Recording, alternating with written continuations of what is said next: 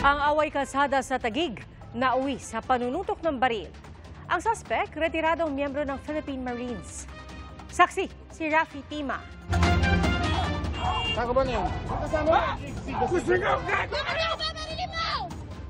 Mainit ang tagpo sa Colonel Bravo Street, Barangay Central Signal sa Taguig City nitong December 1. Umawat ang kasama ng lalaki na ka-orange na may hawak ng baril.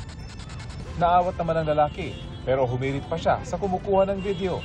Yung kasama mo, siga-siga, wala naman pala. Eh bakit kasi nagaganyan kayo? Pwede naman kayo namin na maayos.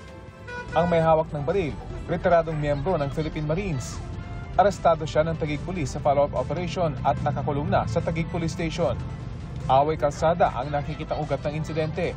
Naharangan daw ng suspect ang sasakyan ng biktima. Nairita raw ito sa walang tigil na pagbusina ng biktima. Nauwi sa sigawan hanggang sa manutok na ang lalaki. Yung kanyang yung baril at ito ay chine-check natin kung whether it is still licensed or not, but